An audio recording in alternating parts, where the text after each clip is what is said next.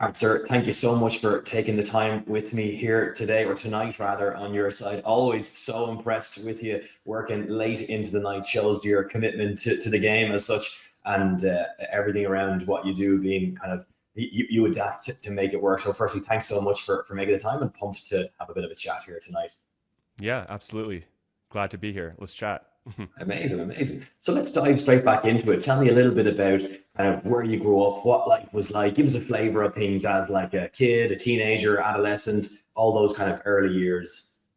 Yeah, I'll try to keep it concise. So, grew up in California.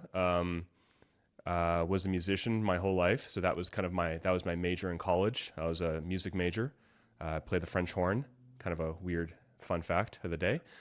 Um, was into sports. Pretty athletic growing up.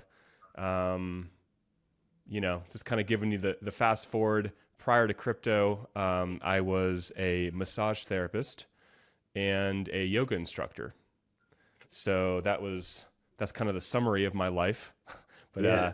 yeah, yeah, Amazing, amazing. So I guess a very different route to often, like, I suppose, one of the things we've learned from our conversations here with, our esteemed creators like yourself is there's no single way to become number one, a creator, or number two, like a crypto content creator. So I actually love hearing that. So I suppose, you came from kind of an athletic background, you got into more, I suppose, holistic with massage and yoga. And talk us through that. I guess that was your career at a certain point. Kind of loosely, what age were you? When did you start to come across crypto? Then, what was the transition point from that world into, let's say, learning about crypto? Not even becoming a creator, just like your first engagement, shall we say?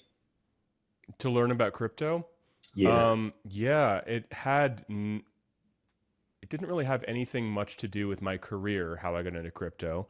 Um, I think the first time I heard about crypto or Bitcoin, because that was pretty much all there was back then, was I read a blog post in 2012.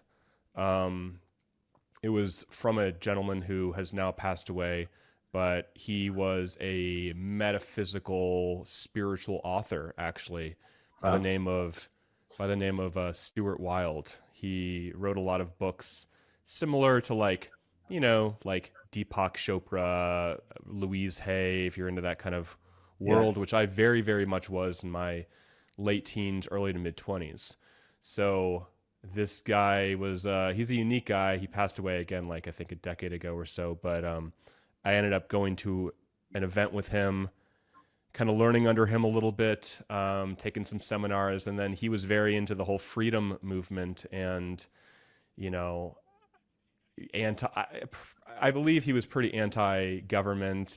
He was one of the original kind of like free thinkers of that in that sense. Yeah. So, saw it in 2012, didn't do anything, and then somehow it came across my desk, metaphorical desk, in 2013. And at that point, I was young and broke and didn't know what I was doing with my life. I mean, I was teaching yoga, I was doing massage, but yeah, I mean, I didn't. That doesn't pay. That doesn't pay well. So that's when I first created a Coinbase account. Was in 2013. Wow. That's early. It is early. Yeah, yeah, it was early. I mean, I have emails where it even says Coinbase and Mount Gox. I think they were somehow combined at that point, which is Yeah. funny. Um, so yeah, I mean that's kind of it. I basically got into it. I forgot what brought it to my attention back in 2013, but I kind of dabbled, didn't know what I was holding, didn't know what I was doing. Didn't did not save them all. You know what I mean? What I had to pay somebody rent because I was living with them, so I had to sell. Just the normal story. You didn't Yeah, have a Bitcoin pizza incident, but I get what you mean. You were in the wheelhouse, arguably, at the time. Were you actually at that time in 20 kind of 13, 2014? Were you actually holding Bitcoin back then? yeah, yeah. I mean, I think I bought my first Bitcoin that I bought under $80 was like 75, if I remember correctly. Wild. And then I was in 2014, 15. I was DCAing, I think $50 a week into Bitcoin. Bought Ethereum, I think at $12. Um, but for anybody watching, I did not save them. I really didn't. I'm not just making that up. I again, I was, how old was I? I don't know, like 27. I really wish I would have had a solid career where I didn't need the money, but Sure. yeah, Yeah. I'm not, I'm not some of these other people that had an established career, understood what I held. But yeah, it's a fun story nonetheless. Certainly, yeah, and I think also, it's fascinating that I think one of the most interesting things that you shared there is like there's so many roots into crypto. Like the fact that you came across, and sorry, his name slips my mind, who you mentioned, Stuart Wilde, Hmm. and the author, who was also a friend of yours by the sounds of it. Like it's so interesting to learn that there's different avenues that people got involved in Bitcoin in the early days before we look at this robust kind of parallel financial world which we now have, with institutionalized crypto, with everything that's going on in the world in 2025, versus like back then, you had people who were libertarian, kind of like free thinkers, very left field in a way, which now would be nearly frowned upon when it comes to, and they would be pushed out of the community. But it's amazing to see how like a lot of what kind of ignited the Bitcoin/crypto community was this kind of libertarian, and maybe even what some would deem, well, I don't know what the single word to summarize it is, but the some of it comes from a kind of a spiritual personal development place into the concept of value and energy and finance and all those kind of things. Yeah, yeah, and maybe people that don't want to feel like they're controlled, or I think originally Bitcoin, a lot of people got involved because they didn't quite fit in. They were a Yeah. little, they were outsiders in many areas of their life, or they just felt kind of different. And I think, and this relates kind of to Stuart, the guy that I first heard about it.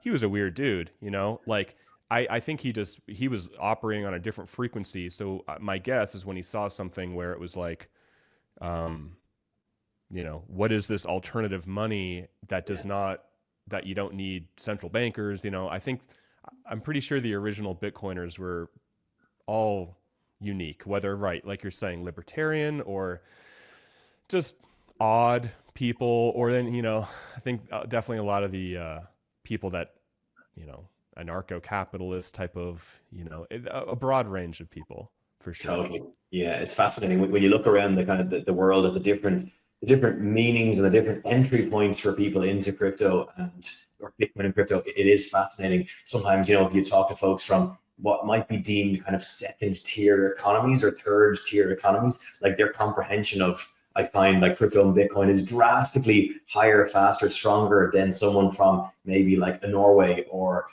Sweden, where you've got such a well-developed ecosystem that like the need for this versus like, why would I not just trust fiat and stick with the model that works, and everything is structured, versus someone who might have a currency in the likes of Argentina and it's been devalued so many times, like they can comprehend the need to lock in kind of value in a different way. So yeah, fascinating to hear your experience. So going back then, okay, so you're around 27, you're dabbling in a little bit, you're in kind of probably very rudimentary exchanges at the time, Coinbase being pretty clunky in comparison to now. Talk us through that point of, okay, yeah, you were dabbling a little bit, $50 a week DCA. Give us the trajectory from there through to, okay, I'm taking out a camera, I'm gonna make a video. Yeah, so excuse me. So yeah, DCing, okay, I think I made my first crypto video in 2017, I want to believe. So there was a, you know, 4 years where I, again, did not think this would be a career whatsoever. I was, though, I'm pausing because I don't, people may look this up because it's still up on YouTube. I was making yoga videos. So I was already making YouTube videos at that time. I think I Okay. started that in like 2010. Yeah. So I think my comfortability speaking in front of a camera was always there before I started talking about crypto. Um, I think being a yoga teacher, speaking in front of large audiences, or leading a class, I think made me comfortable in that sense. But yeah, there was a couple years where I wasn't making crypto content, but like I sort of knew about it. Um, so yeah, 2017, I remember making my first video, and it was just like, going on walks, holding up a phone, just nothing fancy. And yeah, just like, here's what's going on with the market, or here's what I'm noticing. It was just like whatever. It was like whatever I felt like talking about. It had zero structure. Um, I was excited about, what I was seeing. Once I learned more about it, I was wanting to talk about it. But Yeah. yeah, no, I did not start this with like this grand ambition of becoming a YouTuber. I mean, this that kind of surprised me. I think 2020 was the first year I think I made pretty much any money from it. So Yeah. now it's different, where somebody can just get a camera, start talking, and they can get monetized and this, that. I don't know. So for me, it just kind of happened naturally, you know?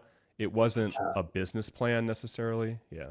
It was a fluid kind of organic flow from the yoga content through to, I mean, I have to commend you for your bravery. I think it's also a really good inspiration for people who are looking, who are, maybe thinking about becoming a creator or a crypto content creator, or even just like a thought leader in their own professional space, as you were doing with yoga. Like, you can always bring what you've learned from your previous career, insofar as, like, probably without you knowing it, you were a broadcaster, a communicator, just from the sheer pressure of running a class with like 30, 40 people, probably what, like 4 or 5 times a day on busy days. Like, that's a lot of bodies that you're speaking in front of, a lot of hours under the belt. And frankly, probably, well, not probably, but definitely a lot more pressure than it is to, sit behind the comfort of a camera and speak, when you've got like that actual energy in front of you. So you build the hard yards, I guess, before you decided to go online in a way.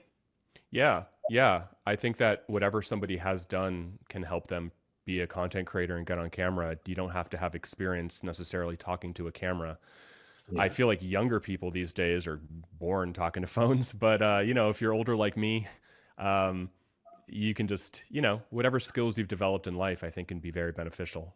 Yeah, Yeah. yeah, totally. Exactly. That kind of rings true on two sides, like in the, your entry point into Bitcoin, and then your entry point into becoming a YouTuber. Again, inspo for someone out there is like, it doesn't have to be the perfect route. You can come from so many different avenues, and you can find your way into where you want to go. So we're talking then around 2020, you're starting to make your first little bit of revenue from the channel. Can you recall at that time kind of how many subscribers you had, how many videos you were making a week? What was your flow like? Were you still working as well as Yeah. a yoga teacher? I was not teaching yoga at that point anymore. Um, but I didn't have many subscribers. Less than 5,000, I would say, maybe two or three, which slowly developed again organically over the last couple of years. So, my growth was very, very slow. Whereas, some people get lucky, not lucky, what some may call it luck. Some people just have different trajectories. Um, Mine was very slow. So, I don't think I was even making any regular content at that point. It was just, once in a while, maybe like once or twice a week. It was very inconsistent. And then, that led to obviously 2021, which was a very exciting year. But yeah, 2020, I think, is when I first started making some money. But yeah, it's basically, Yeah. And yeah. then you kind of you started to pick up from there. So leading into 2021, I guess there was a lot of action in the market. There was a lot going on in kind of 21, 22, with the market kicking off. You also had a lot of people kind of consuming more content, given, a lot of people were locked up at home.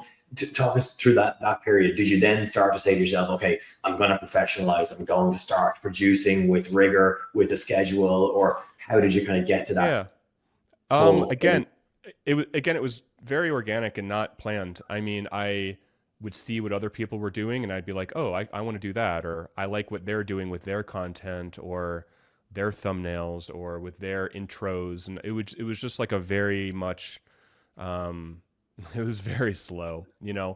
I think if I were to do it again, I would be more intentional from the start, but it all, worked out for the way it is, and it's all fine. But yeah, certainly I did not come at it with like a business degree of being like, here's how to break down and be a successful business owner like a lot of other people did. Mine was very like haphazardly just, oh, let me throw a video up. And, at first I was just using my old computer microphone. I mean, the audio sucked. Everything was garbage. And I think what's important mostly is, well, relatability, and I think is important Yeah. if somebody's starting out, and just being authentic and real.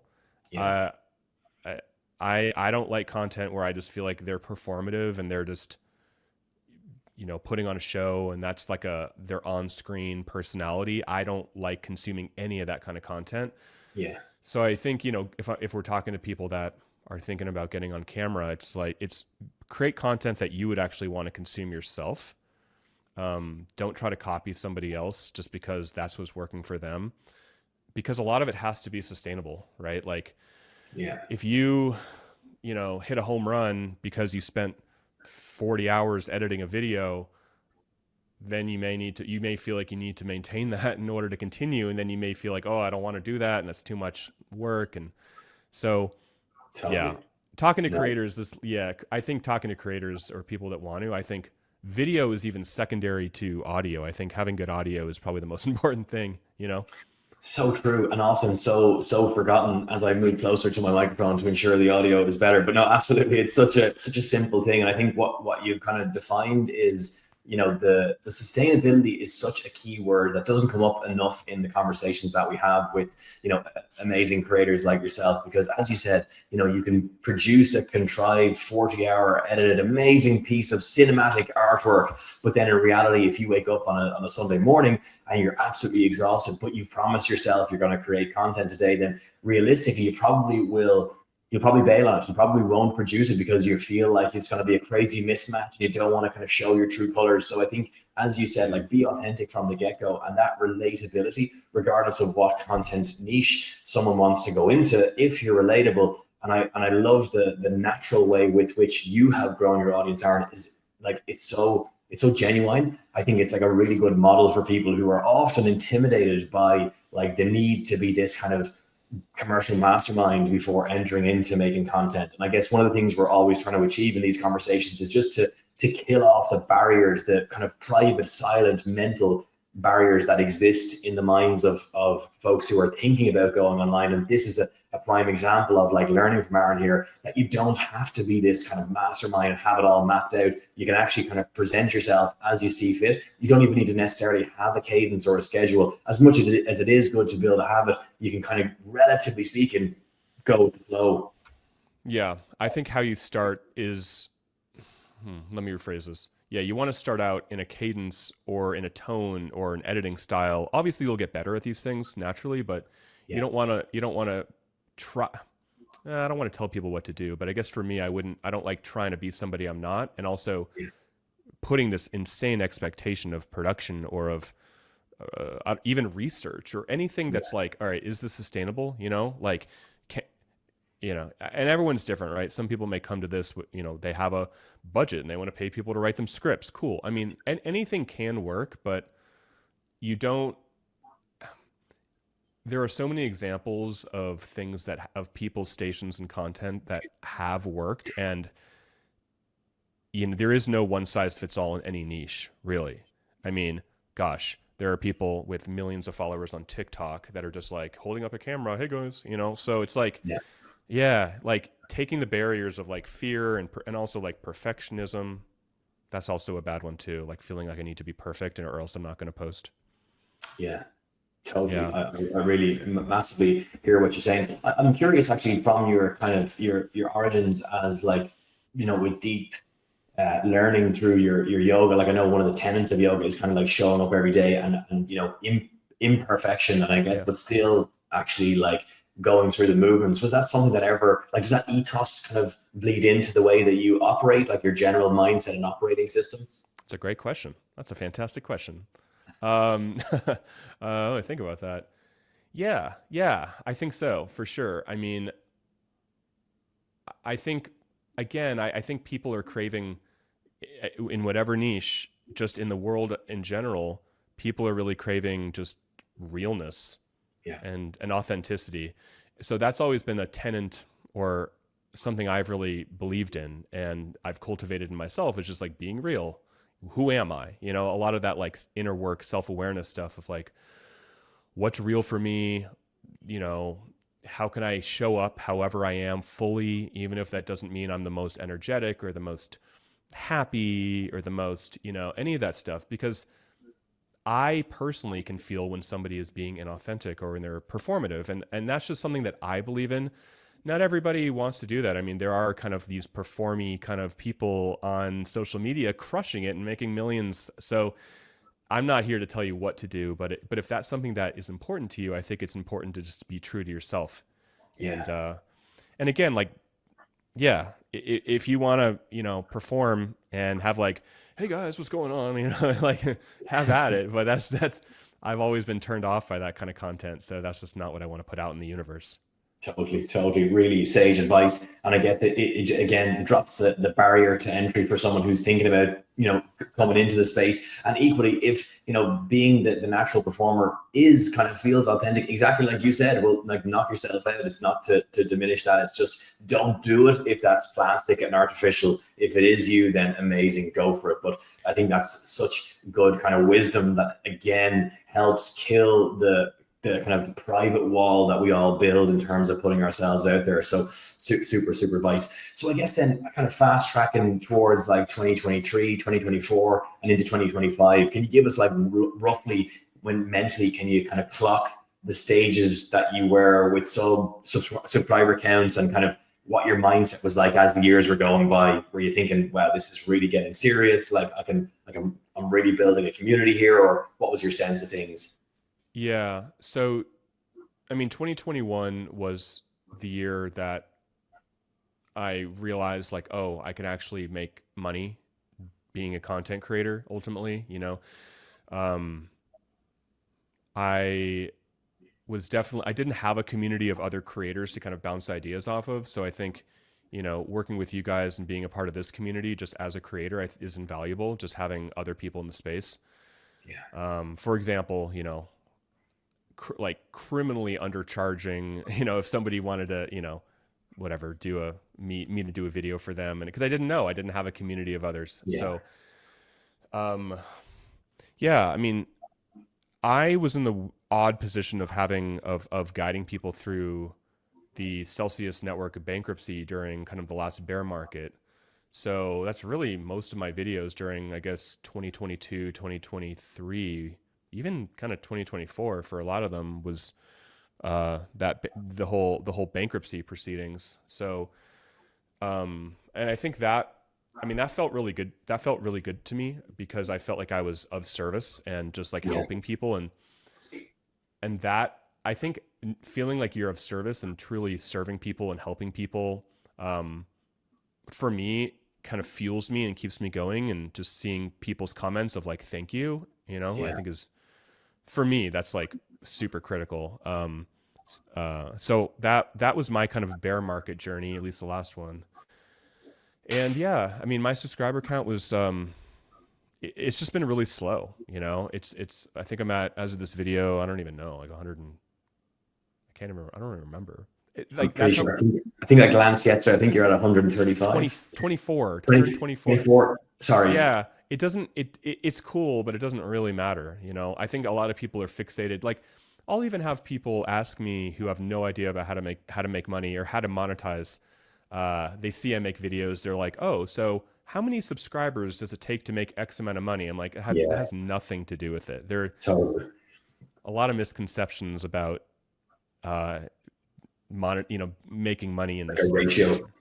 Yeah, it's such an amazing kind of what you've shared there in simple ways. I think firstly, it's such a really interesting note for someone looking from the outside in. You and I both are no guys who have like the best part of a million subs and who make very little. And like we would know guys who have like 10, 20, 30,000 subscribers and they make major revenue because of the relativity or the relatability rather, the relatability with the audience. You know, it doesn't necessarily mean numbers equal dollars, shall we say, or subs equal dollars. There's no kind of distinct ratio there. It's about the depth of the connection. I think the other thing that is such an amazing piece of wisdom that actually has never popped up in any of our other conversations is to be of service. I think that's a really good way to reframe the kind of performance anxiety that can come up when someone's thinking, goodness, like, what do I have to do today? Or I don't have the kind of performer face on. But like, if you reframe it as like, I'm going to be of service to people,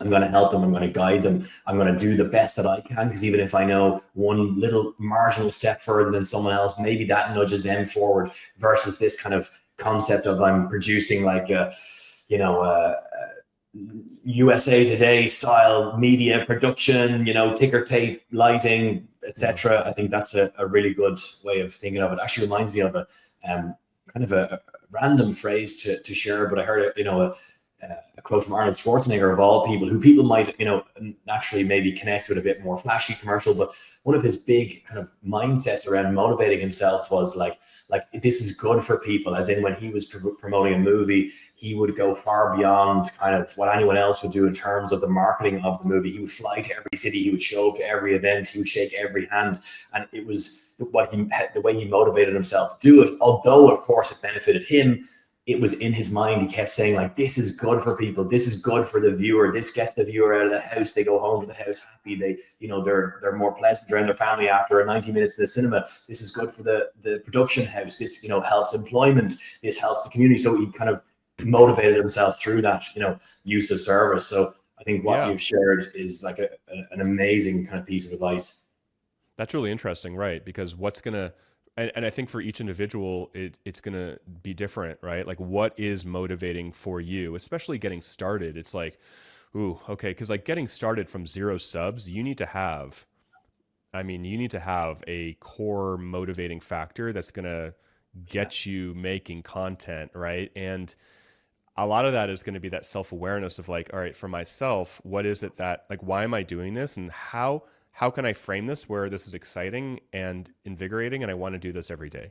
Yeah. Because, you know, a lot of people can look at someone like me or others in influence and be like, oh, well, they already have, you know, 1, 2, 300,000 subs. And it's like easy for them to say because they already have momentum or a following. But yeah, we all started from 0, you know, and for sure, you know, what you're saying, that's interesting about Arnold, you know, he reframed what he would consider a lot of work and a lot of effort and struggle and what could other people could see as annoyances, or exactly, like, oh, I have to go to all these premieres, but no, he's like, oh, I'm doing this because it's helping people. Exactly. It's fascinating. Exactly. That reframe, I think, is so powerful. And I really feel that from our conversation from yourself, is that you're very, you seem amazing at very gently being able to gently reframe things in a way that feels natural and authentic and sustainable, which I love about what you're sharing, you know, and I think that's such good inspiration for someone who wants to lean into the space. So I guess, you know, and I love your humility also, Aaron, by the way, around the fact that you have 125,000 subs. And I appreciate that you're saying that's no big deal. That is amazing. And I think it's a commendment to your authenticity. As you look forward towards kind of, you know, the rest of this decade, what's your vision, or do you have a vision, you know, for where you want to go with the channel, or is it just a case of showing up as often as feels right to you? Yeah. Showing up and just being real. I think that part of it for me, and I think for a lot of other creators, if I had to guess, is you can get swayed a little bit and then you have to recenter and find out, you know, you can kind of get lost a little bit sometimes. Shiny objects, or, you know, you see somebody else do something and you're like, oh, I should do more of what they're doing. And then it's like coming back, for me, it's like coming back to like, what is real for me, and like what feels good for me. Because I guess, you know, if you're a creator, you get to do whatever you want. Like there are 0 rules really, because however you want to do it, somebody's successful at that kind of strategy, method, delivery, format. So you just have to figure out what kind of fuels you and feels good, and what's fun for you too, you know? Yeah, amazing. It's really simple and effective. And I guess to kind of move towards winding up, because I'm conscious it's super late, nearly moving towards midnight on your side again. So grateful for the time. And actually, I just want to commend you for your energy, Aaron. It is amazing on two levels. One, your energy, even just to be having this conversation, but secondly, just your balanced energy overall about the way you approach the creator space. Again, I think is a big takeaway. I would encourage anyone who's watching this, who's thinking about becoming a creator, to kind of sense and feel that from you. You know, you don't have to go in with the kind of the master plan. You can go at it naturally and be of service to others. But if you were to kind of summarize, you know, your advice for someone who's teetering on the brink of thinking about making content, but frankly speaking, probably fearful or using all the excuses under the sun, such as, you know, January is the perfect time. Let me get through Thanksgiving and Christmas and whatever else, and all the celebrations that one might have or whatever they're into. You know, what would your simple advice be? Yeah, I think I'm taking this from other people like Gary Vaynerchuk. You know, just make content, get out there, see what sticks, see what feels right for you. Um, have fun with it. You know, enjoy the process, or at least try to. Notice if something is draining you, and if so, don't Yeah. do things that heavily drain your energy and you feel wiped out from it. Because ultimately, again, however you want to approach making content and building a community and serving others, if that's something that is important to you, that could be done however you feel it wants to be done. So I think talking about longevity, and you asked the question earlier of what's my goal or what's my plan for the rest of the decade. I really don't think much about it, because, you know, this industry changes so quickly and then opportunities come. So for me, it's just like, what can I do that does not feel draining and ideally feels invigorating and feels like good and uplifting to press publish. You know, that's the Yeah. ideal. You want to feel really good about it, and you want to feel like it gives you energy, not that it's like sucking energy out of you. Uh, yeah, and coming back to yourself and feeling, okay, did I veer off track a little bit? And this is just how I like to approach it. Did I veer off? Did I lose my center a little bit? Did I start to get in my head and overthink things? All right, like, you know, if you meditate, just take a little breath, kind of recenter and be like, all right, what matters to me? What do I want to share? What's my purpose here? What's the goal? And I think, you know, this last thing on this that just came to mind, how do I want other people to feel when they watch my content or when they watch your content? Like, Yeah. what's the energy you'd like other people to feel? I think for myself, I really enjoy it when people feel calm. And that goes against kind of the crypto space where it's a lot of like anxiety, clickbait, you know? And that's been something that I am still navigating. It's like, what's real for me? What do I want to put out in the universe? What do I want to put out in the world? What kind of energy do I want more of in this world? But also it's like, all right, well, what gets views, what gets clicks? And I think, you know, for me, that's kind of my own process and my own journey in that. But yeah, just one day at a time, have fun. Absolutely amazing advice to touch on, you know, energizing and invigorating. I have to thank you, Aaron, for just exactly that over the last half an hour or so. Genuinely, I've thoroughly and truly enjoyed our chat, and leaving with such a different perspective on any other conversation I've had with anyone who's gone into the creator space. So I think, you know, a couple of big things for me as takeaways are, you know, you can come from many different avenues into the world of becoming a creator. You can use the experience you have had in different kind of worlds and different industries, and then you can take that operating system, that mindset, and bring it in. You know, we've spoken to guys who come from like a hard finance space and kind of come in with that approach. You're obviously coming from a totally different angle, and I think what I love about the way with which you've entered the space is it's very calm, it's balanced, and as you said, you're always working towards recentering yourself and building that kind of community. So yeah, fantastic advice, great wisdom, really energizing conversation. So super, Aaron, thanks so much again, and excited to maybe have a chat in 12 months time, and let's see where things are. Yeah, great to chat. Thanks, Garvin. Pleasure.